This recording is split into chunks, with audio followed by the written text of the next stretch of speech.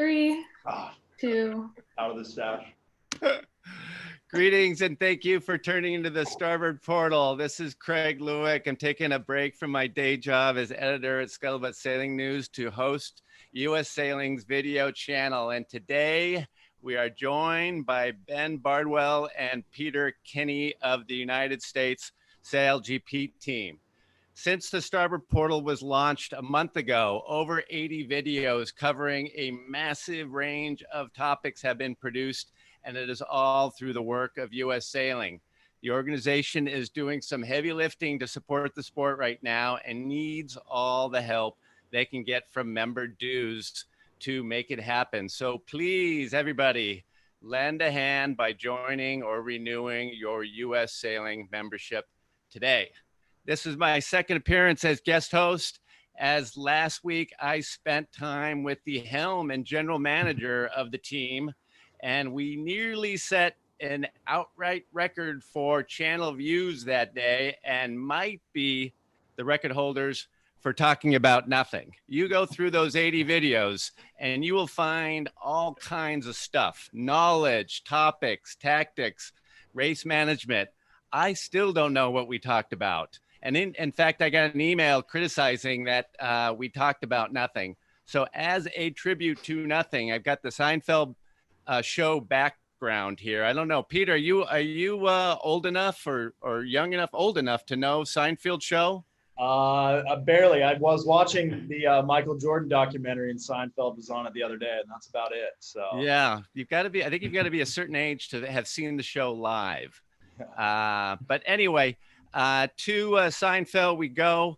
Now, I got to say, I first became aware of Peter Kinney when he was on the USA team for the 2013 Youth America's Cup, which was the first edition for that concept. But I have to give full disclosure that I've known a kid since kindergarten that I think Peter used as a tackling dummy on the University of Redlands football team.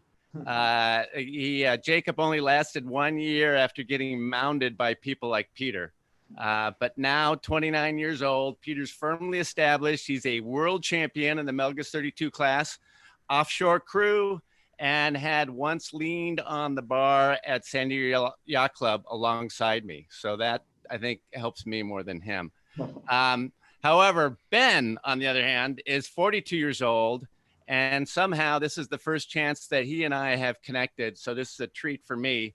But Ben is, I'm not even sure what Ben, now Ben, you've TP52s, Maxi class, match racing circuit, offshore races, even have your name attached to the Stars and Stripes Team USA America's Cup Challenge. And maybe at some point we'll get a chance to find out exactly what that means. But Ben, for both you guys really, but Ben in particular, because of your age, what do you do with all the clothing? Well, I've donated a lot of it. I go to the little clubs at home, and you see like fat weather gear and T-shirts. I'm like, oh, that's where that came from. I mean, it's actually really fun to pass it on. People get excited about it, so I try to not fill too many closets and kind of keep it flowing to friends' kids and people like that. I'm going to say we only have so much closet space. I always get worried about donating sailing gear to the Salvation Army in fear of seeing some homeless person wearing some nice swag. Yeah, there's a few stories about that floating around from Stamford, Connecticut back in the day when one of the boat vans got broken into, and there were some sightings for a while with that kind of thing in the nicer neighborhoods in Stamford back in the day. So now, Ben, you had, now with regard to the U.S. Sailing SailGP team, you had a taste of the team last season. But Peter, this was your first season. There was a off-season overhaul, not overhaul, but refinements, and you were brought in, and so my guess is that you were looking forward to a pretty fun year. How's that going so far? Oh, yeah, it was a long journey to get there, and then Australia happened. It was the very first time I'd ever seen the boats, and obviously I was pretty psyched up for the whole entire year. There's a lot of work, and once you get a taste of the F50, it's like getting addicted to a drug. It's hard to give up. So you know, super bummed that we can't keep doing it. Had all these plans to go to all these places and keep getting better. So huge bummer that we're not doing it right now, but you know, that's life right there. So. Right. Yes. Now, Sydney was in March, right? It was the very last weekend of February. So, February. Sorry. Yeah, so we were there for almost 3 weeks training, and you know, we improved every single day. We were out on the water, so it was a good time. It was a good time. Right. So, Ben, you've been riding the wave of professional sailing for a long time. Yeah. How has this cancellation impacted your year? This is, I mean, I'm actually home. You know, I was just realizing Memorial Day weekend's coming up, and I can't remember the last time I was going to be home on a Memorial Day weekend. I didn't even know what to do. You know, people don't invite you to barbecues because they know you're never going to be there. You know, I mean, it's obviously like I love to race. I love the energy of it. It's my career, and so in that sense, you know, I'm not working, I'm not racing, but I'm home, I'm training, I'm making my house better, ticking off some of those. You get those long lists that you ignore when you come home for 3 days to like do laundry and repack. You're like, oh no, never mind.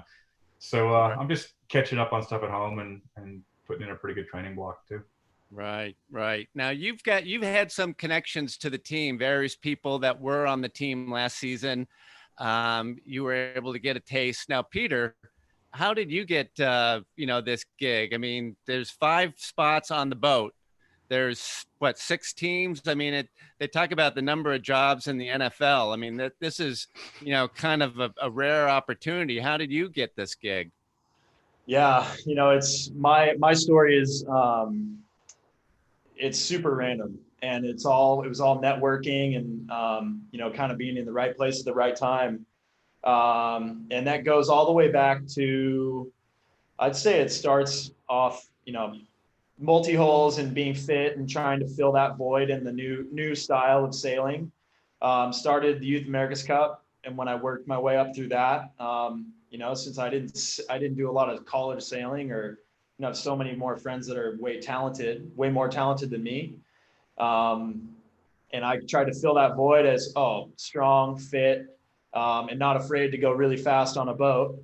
It can jump in and help out. So I think it started initially back in, you know, the Youth America's Cup days, but to actually get on the SailGP team, I started sailing M32s with Peter Tassler, and on that boat, it was myself, Polly Atkins, and then we had Tom Slingsby and Cooper Dressler, who had literally just finished the Cup in Bermuda.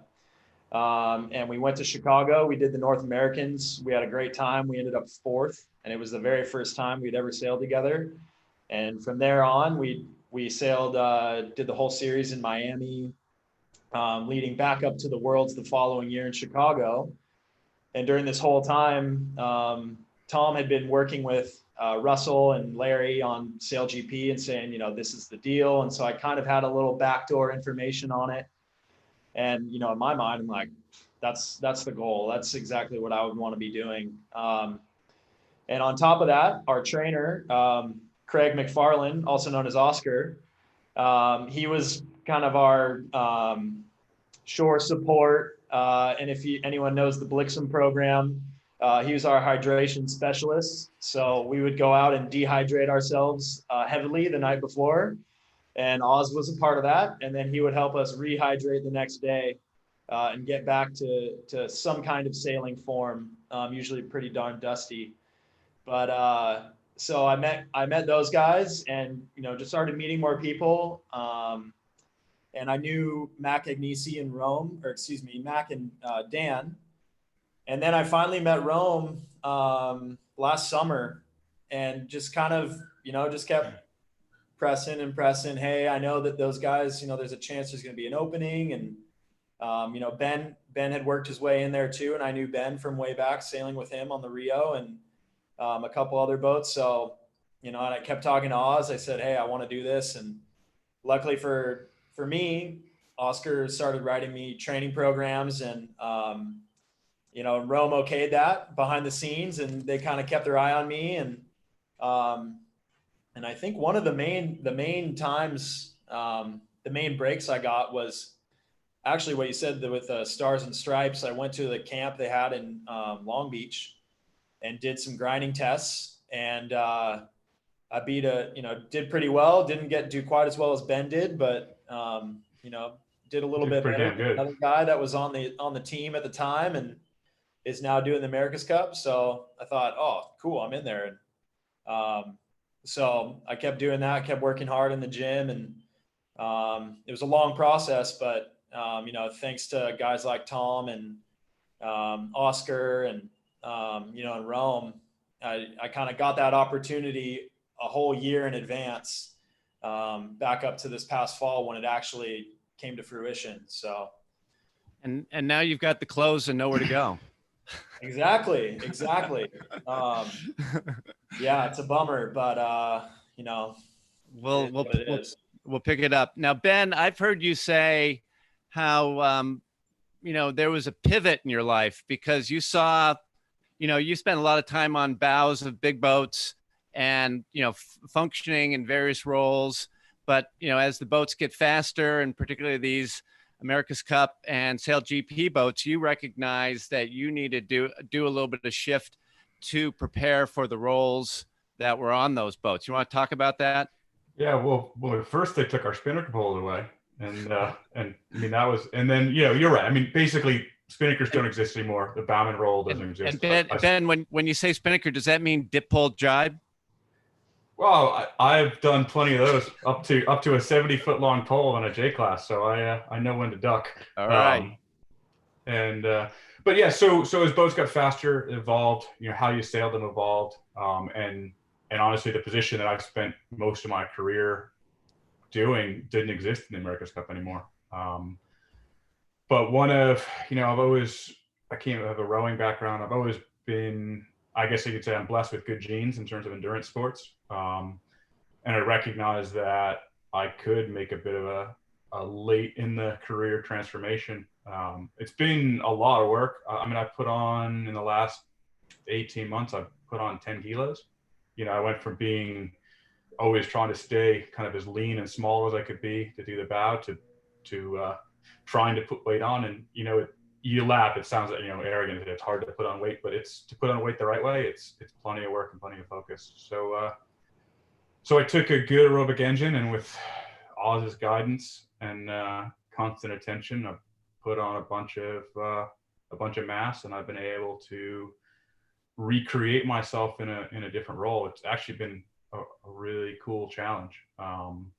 I had some strong assumptions that have been actually, Oz and we have some pretty good debates, and he's pretty strong-willed, and I am too. And I have to admit, he proved me wrong. I had some pretty strong ideas about some certain things, and I swallowed my pride and followed his advice, and he was right, which I hate to admit, but you got to admit when you're wrong, as much as it kills you.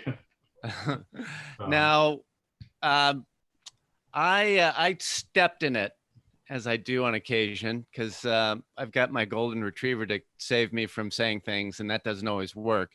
But with regard to these boats and the speed and the danger, I contend that a big part of the SailGP, and certainly the whole America's Cup, is to make these events watchable. And there's an assumption that you got to go super fast because that will get people to look on a very superficial level, and it's correct. I mean, you got to go past that. But does when there was a photo, when I say stepped in it, I should know better to say things that don't annoy mothers, because we all have mothers. And the worst thing you can do is make up a piss off a mother. So if Riley Gibbs' mom is watching right now, I want to heartfully apologize, because I was wrong when I posted a photo of the U.S. boat completely out of control in San Francisco last season, getting launched on the verge of landing badly. And I think I posted a photo on Instagram with the quote, "Admit it, you want this to end badly." Because it's an impulse of us all, when we watch danger sports, speed sports, when is that next moment going to happen? And for a mom to be wishing people hope her son gets injured, that was probably not so cool. So I'm sorry. However, it remains the elephant in the room. These boats haul butt, and boats that haul butt stop fast too. But the boats can stop, the people keep going. So does the speed get normal? And can you guys anticipate, bad things happening? Ben, you've got a little bit more time on the boats. Why don't you dive in on that one? I mean, you do get a little bit accustomed to the speed, but I mean, are you ever going to be accustomed to going 45 knots? I mean, when I think if you get accustomed to that, you probably should look at a different sport, because if you're not excited by that, find something else to do. I mean, that being said, yeah, you do slowly become accustomed to going really fast. And you can generally, you get used to the feel of the boats. If things are starting to feel not normal. I mean, you can get surprised for sure. I think about like the first training day in Sydney. It was like maybe blowing 8 knots, and we got a little bit loose in the middle of a maneuver. There's some pretty good photos of that kicking around. But they put a lot of thought and a lot of time and training into safety. But training individual athletes, the systems on the boat, the tethers. So I mean, there is some risk with any sport. I mean, with any activity, with anything you're trying to do at a high level, there's a little risk. But I respect it, but I'm not super concerned about it. The tethers are an interesting thing. At first, you hate the fact that you're wearing the tether because it's a little bit awkward. You got to not trip on it. But after a while, you realize you can kind of use it. You can use it. It allows you to be a little bit more aggressive crossing, because that you can actually enter the cockpit, come tight on it, and get right onto the handles. Speaking of the tether, it's you guys are attached to the boat. Now, when you say tether, what comes to mind is Bermuda, America's Cup, and I think it was Nathan running off the boat in attack. Am I right on that one? That's correct. Your inertia, the turns. It's hard to control. It's hard to control your body when the boat's moving around. So that is a safety. Now, Peter, you got a little bit early taste of danger. Now the Youth America's Cup, that was groundbreaking on a lot of levels, but giving a bunch of, I don't know, how old were you then? Was that 2013? Yeah. 2013. I was 22. Yeah. And Charlie and I were the elder statesmen at 24 and 22. Right. And so you guys had the AC-45s, which had been used in the America's Cup World Series events. This was before foiling, but this was all still new. It was new for everybody, new for the Cup teams, and new for you guys. And now, if you were to lift your hands, am I going to see anything? Not really. No. What are we looking at? A finger that's a little shorter? If you had to look at one of them's got a little weird shape to it, and I don't think you can see it. What happened? So this was about a week and a half before the regatta started. We're doing a bunch of practice races. We'd sailed on the AC-45. We'd gotten our boat to go sailing on it for maybe 5 days or something like that, and we're going to jibe. I was hiking in front of the beam, and if you remember, there's the big dagger board, and when the weather dagger board's up, it's got a post.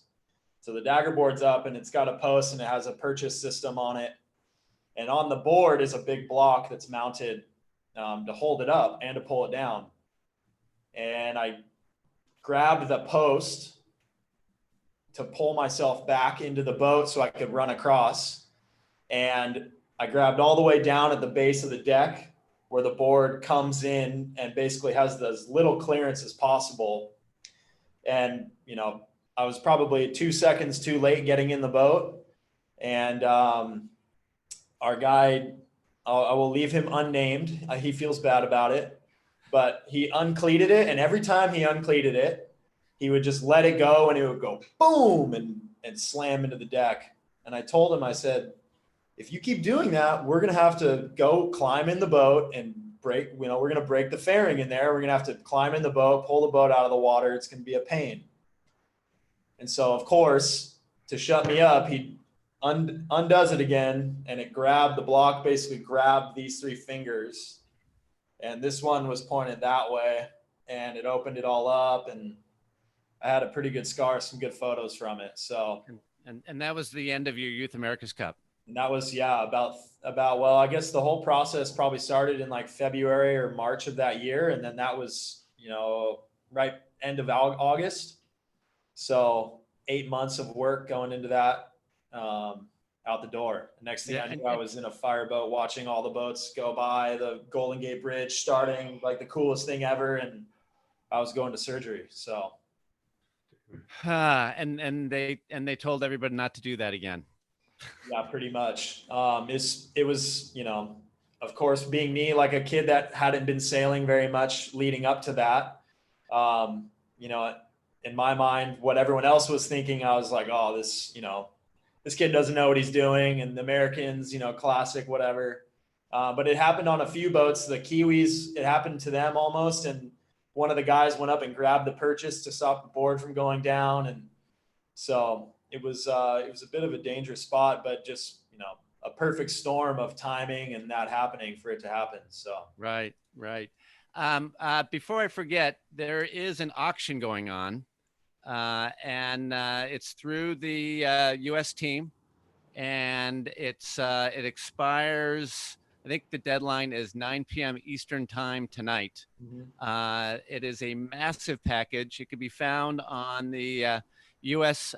Social media, and I think also on the main SailGP website, where you're bidding on a lot of things, but chief among them is to ride on the boat, which is an opportunity that nobody has had other than the sailors. So for a small 5-digit fee, you can get an experience of a lifetime that is going to be held next year when the season kicks up. So check that out if you're eager to get on these boats. Also, I want to mention, if you are watching, these guys are grinders. These are not the glory boys. When the camera comes to the boat, it goes to the helmsman, it goes to the tactician. It tends not to go to the grinders. However, these guys need love too. And so share this video, text your friends. It will be archived. Our goal is to get more views than Rome Kirby and Kimo Worthington that were on last week, because there's no better way to show worth than to measure things in views and clicks, because, that's sadly where we are in this life. So that's how you measure yourself against other men. So yes. Yeah. So moms and dads out there, friends and family, everybody else, let's give the grinders some love. And speaking of love, I've got to do a little shift here because we need to get more into the theme here. I got to get on board the boat here, and kick in. Now, Peter, you've spent a lot of time. I mean, you're a big guy, and you came through a traditional junior program where youth boats tend not to serve big guys very well. And you found your groove elsewhere in the sport, but also on the football field, and through playing in high school and then playing 4 years in the University of Redlands, which is just outside of Los Angeles. Usually, now, I was going to say, what position in football would you compare most to your position on the boat? That's tough because it's grinding is unlike really anything, especially in football where it's endurance. But I mean, honestly, probably an offensive lineman, like you're saying, is the unsung heroes, and you only really know what they're doing if they screw up. So, and I was an offensive lineman at Redlands in my whole career playing football. And I was a much larger person than I am now. And so, yeah, definitely like a lineman, basically all the hard work, but none of the glory. Offensive guys always get all the love, and it's the linemen that provide the opportunities. So typically the only time linemen get on camera is when they've got no other opportunities after they retire and they become analysts on Sports Center. Yep. So definitely the smartest guys on the team for sure. Give these guys some love. Now, Ben, the helmsman, wins and losses, tactician, wins and losses, smart moves on the race course. There's ways for, the armchair quarterbacks to view, what's going on in the boats and say, that person is excelling. But grinders, how does the muscle end of the boats, how do you set yourself apart? I mean, you've been doing this for a long time. What are the ways for people to set themselves apart in terms of, getting jobs and getting on the good boats and things like that? Well, I mean, in foiling boats, there's some pretty black and white fitness tests that we do both on the grinding machine or on the Concept 2 and the erg.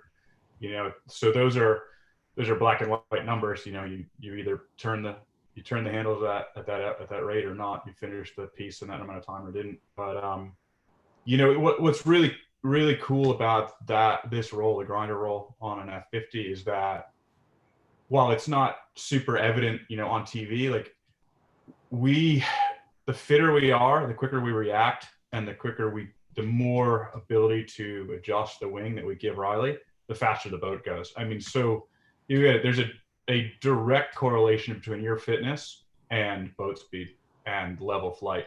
When, especially like Sydney, where is a good example, where it's because we're sailing in a protected bay with, islands and shoreline in a city with big skyscrapers, the breeze is super shifty. So there's big movements of the wing sheet. And, for PK&I and for Hans, like the more we can anticipate that and the more power we can give Riley, the ability to trim more actively, the faster the boat goes, the more level it flies. So that's, just right there in our hands, in our bodies, in our aerobic capacities, we are directly contributing to boat speed, which, as we know, boat speed is it's easy to look smart if you're fast, right?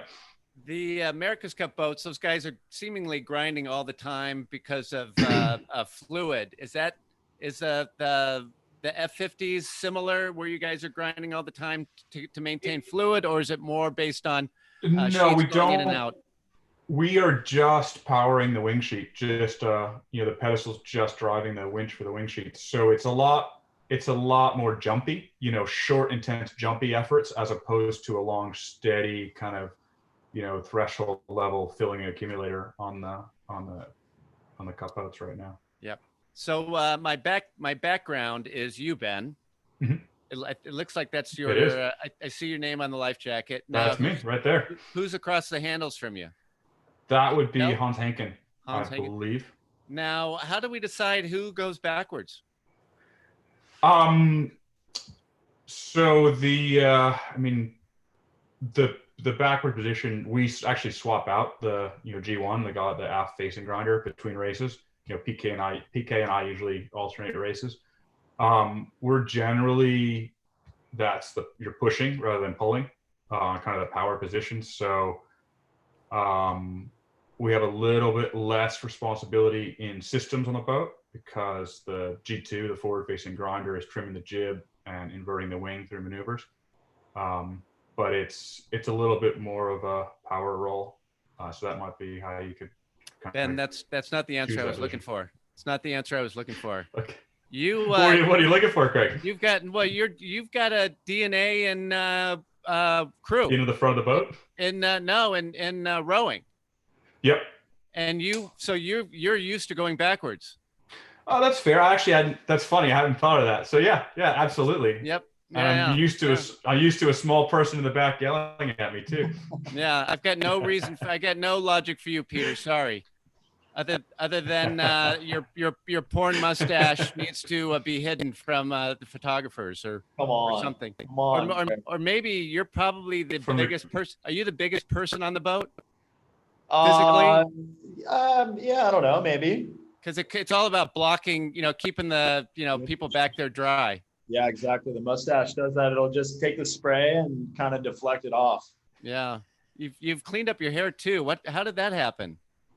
That's just natural. I'm just blessed with good genes. Looks better. Neither of these guys have had haircuts during this time. I haven't had a haircut since I got back from Sydney. They're both either on. So fitness is a big part of your jobs. Peter, through football, you probably had a lot of organized schedules with regard to fitness. Is that are you pretty self-disciplined in that, or how are we maintaining ourselves? Yeah, I'd say that for people that know me, I'm pretty OCD about the gym and my training. And, ever since, I've been going to the same gym that I go to at home since I was, I think in 8th grade. So I was like 13 years old. And then I started playing football and we had some coaches at my high school that were Olympic throwing and weightlifting coaches. So I learned how to do power cleans and snatches and do Olympic lifts on a platform when I was 14 years old. And we had, they were very intense and very technically driven in making sure that you did things the right way. And it wasn't all just about, getting as big and bulky as possible. It was about moving. So I'm very lucky that I started with that base when I was so young. And it kind of drove home into me. I was never the biggest guy, especially on an offensive line. I'm only 5'10". And so I was always the smallest lineman. So I had to be technically sound. So that translated into my training. That's where I had to make up for being a small guy.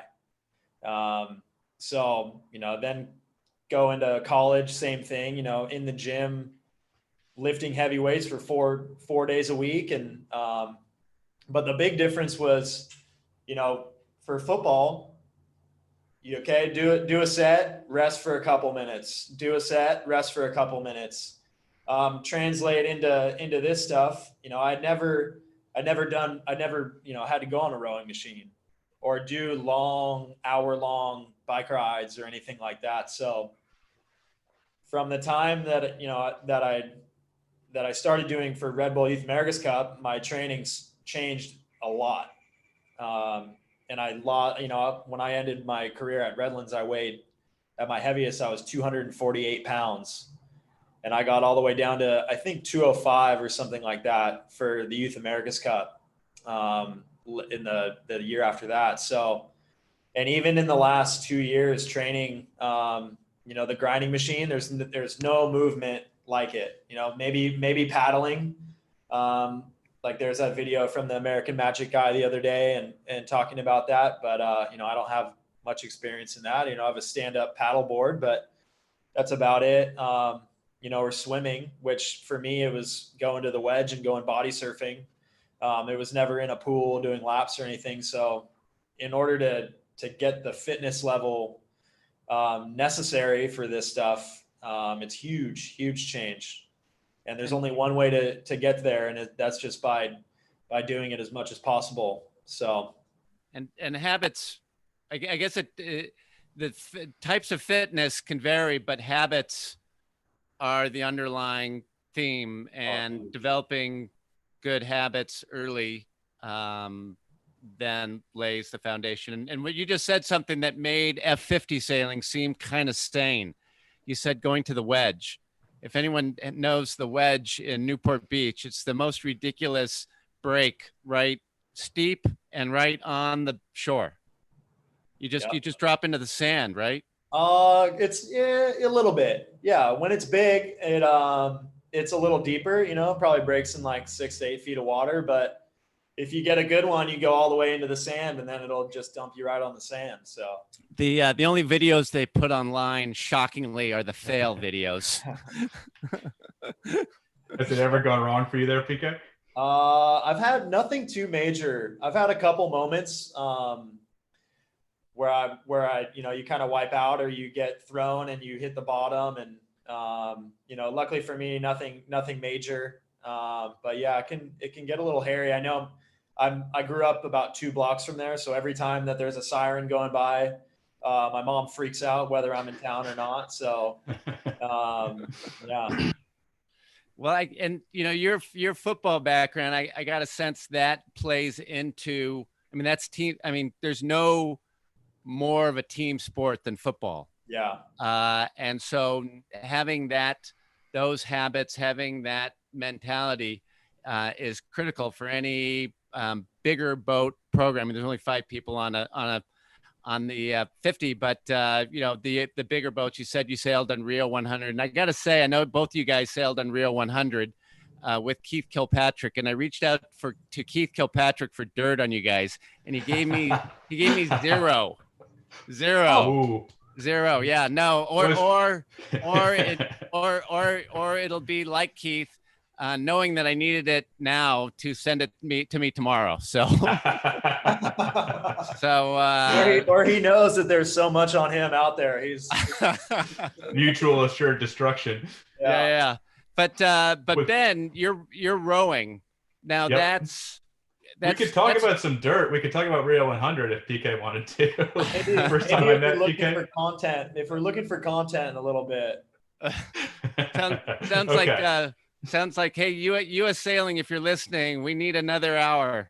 Yeah, we could revisit it and probably. We'll do this another time. So you're asking about rowing. Well, but think about rowing. To me, there's certain sports where you are on that line, that red line, pushing yourself for massive lengths of time, and the differences between people that do well and don't do well is not so much in your muscles, your arms, it's between the ears. It's the mental toughness of being able to push, and how well does that play into what you're doing on the boats?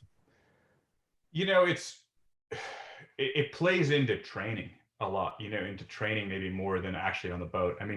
You talk about football I'll diverge a little bit, being a team sport. Rowing, as obviously there's singles and sculls, but in an 8, like if you aren't working as a team, it doesn't matter how fit and strong you are, the boat won't go anywhere. Literally will sit in the water and you'll splash a lot and not move forward. But rowing, what's possible with the human body through hard work is probably the biggest thing I learned from rowing. Literally by you might argue having less between your ears is helpful because you can just turn the brain off and just suffer. I think that's actually not exactly true because you need to be a little focused and being aware of. It's not just going as hard as you can; it's going hard when you in the right way. But yeah, I learned incredible lessons both for sport and for life from rowing and just what's possible with hard work and focus. And I think there's a lot of history in sailing with people crossing over on the bigger boats, and it's for sure. It's complete coincidence, but in Scuttlebutt today, there were 2 stories. One about Anna Weiss, who is your teammate, Riley Gibbs, his teammate on the NACRA 17, and the 2 of them qualified for the Tokyo 2020 Olympics. And Anna was going to Boston University. She had Olympic aspirations before she connected with Riley, and the college sailing wasn't doing it for her. But she wanted to find something that would do it for her physically, and so she walked on the team. And she said it's one of her biggest achievements in life is getting on that team, not having that DNA. But then also Tim Hornsby with the American Magic team, being one of a couple guys that crossed over because of how rowing, the skills in rowing translate. Yeah, or you look at, to me, my inspiration was Team New Zealand. You look at Mahi Drysdale with Team New Zealand, who's then come back to rowing. And he set a world record in the 5,000 meters a couple of months ago, 5,000 meters on the erg. And then the guys they called the bookends, Winnie and Bergs from Team New Zealand, they have especially their version 5 boats had a long tradition of rowers coming over to be grinders. And that's where I guess I'm the age that's where my inspiration came from. In terms of that crossover. So Peter, it does seem like that you need to, I don't know, you need to do something. Maybe backstroke in the pool. You got to get used to going backwards. That's a good idea. That's a good idea. There's this one. I'm trying to remember. It was a, through this lockdown, I think we've all had our things. Going through the James Bond movies has been, for my wife and I, it's been our thing, but I'm kind of blanking on what movie it was. It was a Pierce Bronson one where he was driving through a parking structure backwards. So, whatever it is, just gonna get used to going to life backwards. Now, we had a question come through, so I wanted to make sure I caught it. And I know this from talking with Rome, that last year there was an urgency to get the season started. So they gathered all the boats. A couple of them were built. A lot of them were from the 2017 America's Cup. They tried to even them up as best as possible. But they all, and quite frankly, they all weren't identical. Maybe the differences didn't matter. But this off season coming into season 2, there was another step to make the boats, to equalize the boats. And the biggest part, I think, going after Sydney was going to be the rigs were all going to be identical. And that had been probably the biggest difference in the boats, because the rigs, each team approached going that America's Cup that last season used the same rigs, but I think the plan of the rig was the same, but the systems and how you got it to twist was different. Coming in, I know we just, Sydney was, a little bit ago, and there wasn't a whole lot of time to maybe answer this question, but and Ben, you're a little bit deeper into this one. How was the team feeling in terms of the boats being equal? Was there any concern about that, or thought, or about the equalization of the boats? I mean, from my perspective, I'm going to guess PK would agree with me that really wasn't something we were focused on. I mean, the boats basically go the same speed. We were looking forward to the new wings coming in San Fran, and also with the modular system in the wings, making the viable weather window for racing bigger. I mean, that's the thing that was kind of most intriguing to me. Like, after being in Cowes where it was too windy, and being at certain times, and being in Marseille where there wasn't enough wind, the boats, there are very slight differences in the boats, but they're effectively equal. Races were won and lost completely by how you sailed, and not by little esoteric differences in how CA2 is tensioned in the wing, or so on and so forth, for example. Excellent. And it's a bummer, because San Francisco was going to have the opportunity to have these different wings, which would allow the boats to sail at the top end. I mean, there really wasn't going to be much of a condition where the boats weren't going to be sailing, because the wings could get bigger and smaller. Shifting gears a little bit, you guys couldn't have come into the sport much differently. And Peter, you're a Southern California kid, Newport Beach, Newport Harbor Yacht Club, junior program, and it's actually quite remarkable. And I'm just going to list a few of the names. I know there's a whole pile of people that should be a part of this conversation, but at Scuttlebutt headquarters, Charlie Buckingham, who's going to represent the U.S.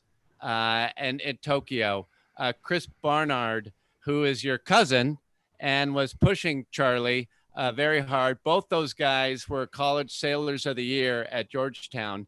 Another guy who I know is a very good friend of yours, Mike Menninger, who I think went to St. Mary's and was an All-American there, and now is one of the leading tacticians on pretty much any boat that's out there.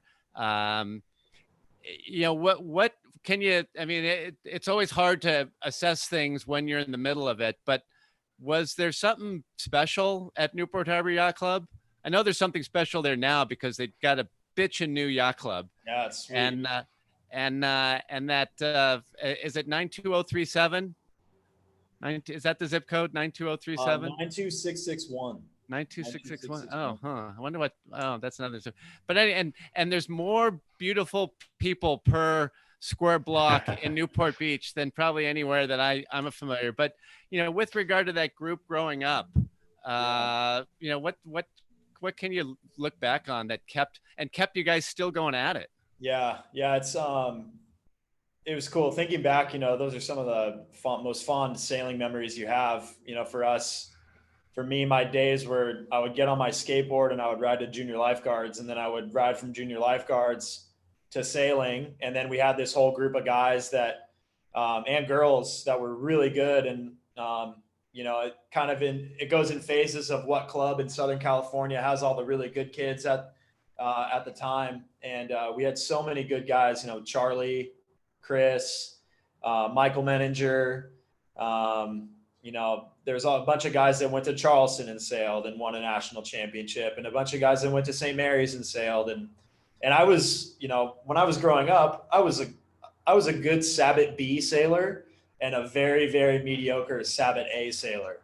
So, but we had this group of friends that we're all still really good friends today. And our parents, we wanted to go sailing, and we wanted to go down to the club and, play hide and seek in the boatyard after sailing, and then go to the beach, or take a laser out and go flip it. And we always wanted to hang out while our parents drank at the bar. So just from that, we wanted to be a part of it, and everyone kind of cultivated that really good camaraderie, which is the start. And then at the same time, it just so happened we had so much talent in our bay and in our club that everyone pushed each other. We had really good coaches and really good people leading the program that kept us excited about sailing and got a lot of us psyched up. And if people aren't, everyone's pretty much still sailing today, whether it's, doing club team races or, just sailing Harbor 20s and laymen's back at the club. And then you have, people like myself and Charlie and Chris and Michael who have gone on and, been competing at pretty high levels, which I think is really cool. So. Well, what I like about you is that, in junior sailing, there's, junior boats that tend to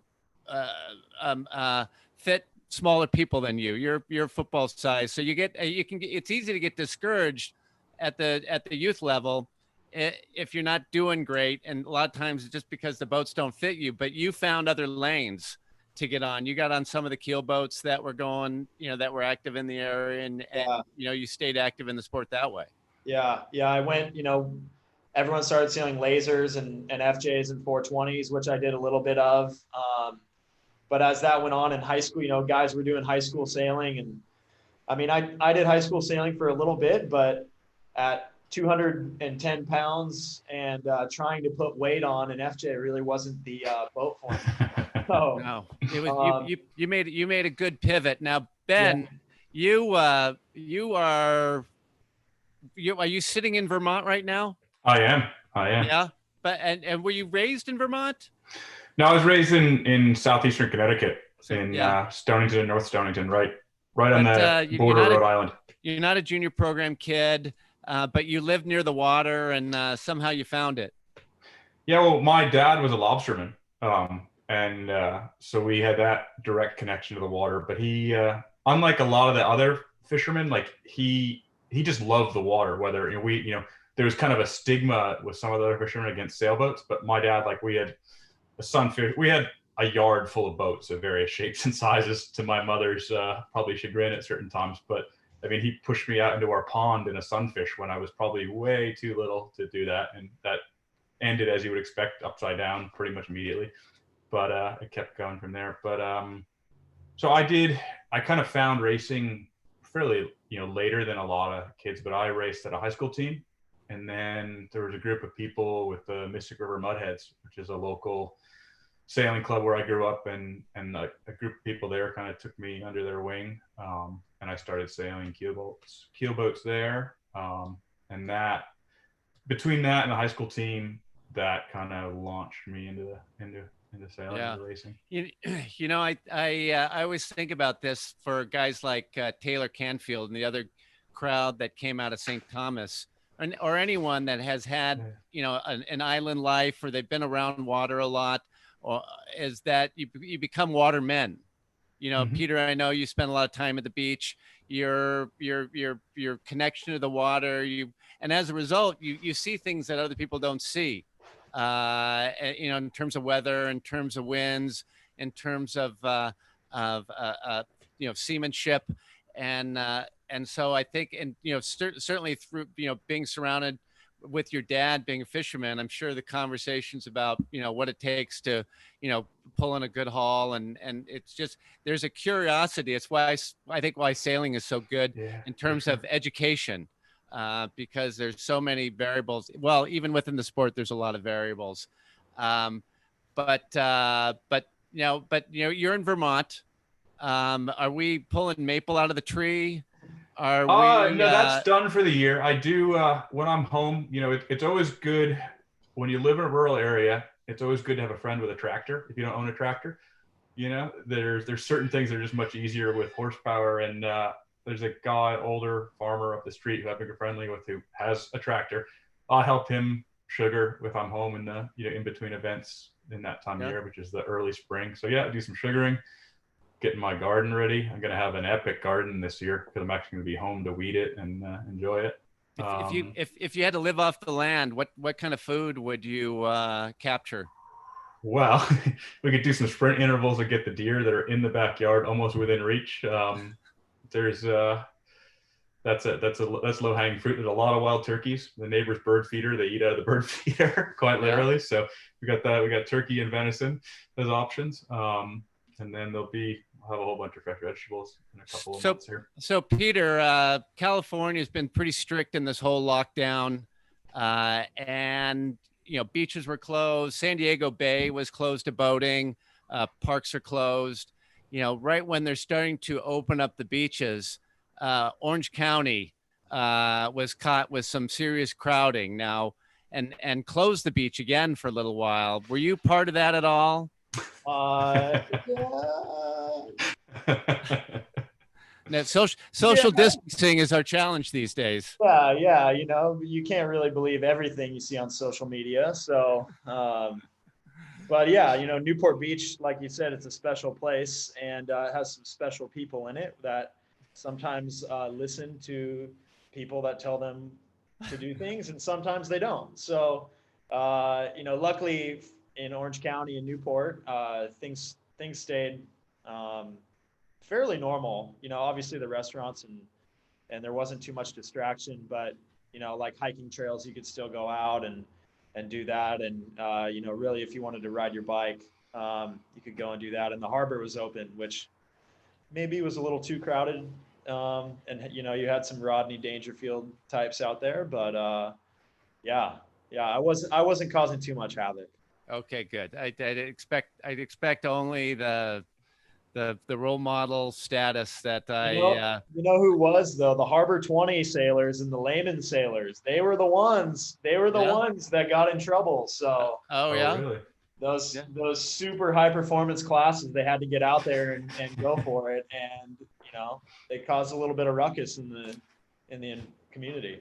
If and they're all you know, the adults in the group. So there you go. So Ben, I can't not ask this question. What is going on with the Stars and Stripes America's Cup Challenge? You know, I am not the right person to answer that question. You got to get Taylor on. You got to get Taylor on. Yeah, or Mike Buckley. I thought you were just going to do the Matrix thing. It's like whoosh. No, it's all going. And here's the account number. Send donations to the never. I honestly don't know. I mean, I hope that there's a way to pull it off. I don't think it'd be a struggle. You know, you always want to see more competitors in an event. There's nothing I would rather be involved with than to be in Auckland for the next cup for a lot of reasons. But I'm unfortunately I'm not the man with the dirt on that question. I wish I could drop a bomb for you. There's no plane tickets sitting on your desk waiting for you to go somewhere. You know what? This is the first time, if I look at my United app, there are no pending itineraries, and I can't remember the last time that I had no tickets booked. I miss my friends at the airport. And, I see the lady in the lounge in Newark more than I see my mom. So I miss those people. I miss everybody. Hi. Hopefully we'll get to hang out in the lounge and Terminal C again soon. You never All right. saying that, huh? Yeah, we're coming to the end of our hour. There was other things that we wanted to talk about, but I wanted to make sure that I covered at least one thing. We know that if Rome Kirby is walking into the bar, you need to buy him a vodka soda. If Chemo is walking into the bar, you need to buy him what is it? It's Casamigos Añejo tequila on the rocks. No mix. And so if you guys are walking into the bar, and I'll just use myself an example. Hopefully there's other people too. What is it, Ben, that I need to be ordering for you? Well, first, Rome Kirby has a gold card for the cookhouse, so nobody should be buying Rome any drinks. We can't let that one slide. He's won the America's Cup. He has the gold card. But for me, I live fairly boring, so I'd ask for a kombucha. A what?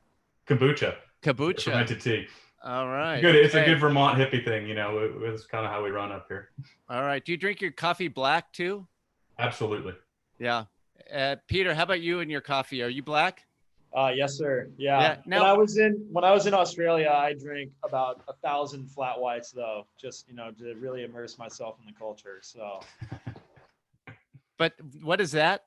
A flat white is, now there's probably some coffee snobs on here that'll teach me, but I think it's a latte. It's a coffee with milk. It's a latte, but somehow different than a latte. I don't really know. All right, and back in the bar, what are we drinking? Oh. Lots of things. Is Oz involved? Yeah. A vodka soda always does it, but I don't turn things down normally. But I've been running the tequila train like Chemo. No hangover, no sugar, no nothing like that. So. No, well, and it's. I mean, I saw that all liquor is about the same calorie count, but tequila has ingredients that are just basically good for your body. Yeah, exactly. And that's as technical as I'm getting. Yeah, and vodka soda, that's I actually was caught by surprise by you guys saying that, because that's an old person's drink when you're trying to keep your weight down. And it's more for hydration than anything. Yeah, exactly. It makes you feel a little bit better about drinking. And it's hard to tell that you're drinking. Hey, Ben and Peter, this has been a treat. Before I let you guys go, I just wanted to remind all our viewers, I hope you guys had a good time. Share the whizzy out of this thing, because we want to kick the butts of the other videos being shared, particularly the other US, because we're already ahead of Riley Gibbs. We pounded him. Oh, good. And so, though, that's, a bummer. Sorry. But, we're all competitive. But also, for all the viewers, please consider US Sailing your asset and ally through your participation of the sport, and help them because member dues is what helps it make it all happen. So please lend a hand, join, or renew your membership today. Ben, Peter, and the rest of you guys out there in internet land, until next time, good sailing. Bye-bye. Thanks, Craig. Cheers, guys. Thanks, Craig.